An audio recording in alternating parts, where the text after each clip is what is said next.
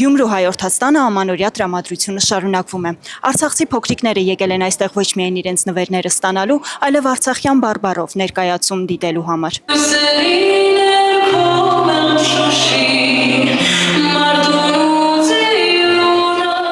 Բարբառով շատ հետաքրքիր հեքիաթ էր ստեղծել,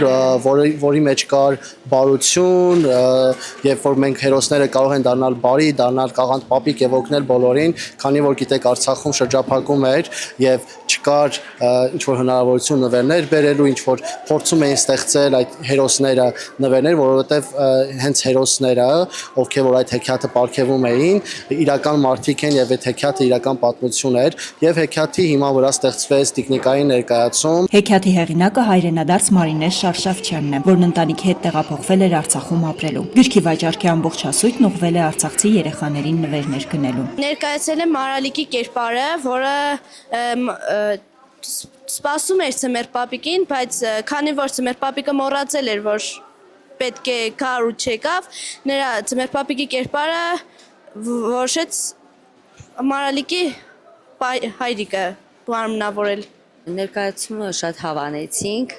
առաջի հերթին, որ ինքը հենց մեր Արցախի բարբառով է,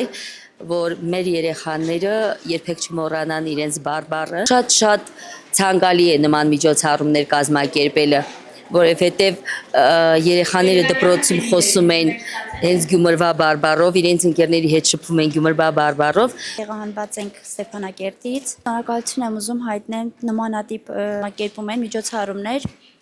երեխաների ուրախացնելու համար ու կհորդորեմ, որ մեր բարբառը միշտ պահպանենք, երբեք չմոռանանք։ Միջոցառման առանցքում երեխաներն են։ Նվերներից ու ներկայացումից զատ առաջնային են երեխաների զգացողությունները։ Արցախից եմ եկել, Ձմեռ պապիկից նվեր էի ուզել, iPhone 17 Pro։ Ձմեռ պապիկից չեմ նեղացել։ Փախին բանը ինձ շատ դուրս է եկել։ Ստացել եմ տիկնիկ։ Ես ուզել Ձմեռ պապիկից բերել ես։ Խոհանոցի նաբոր։ Բերել է։ Նմանատիպ նախաձեռնությունները ցույց են տալիս, որ հոգատարությունն ու ջերմությունը տարվա օրացույցով չի սահմանափակվում։ Սուզաննա Խարատյան, Խան Հովհաննիսյան, այսօր։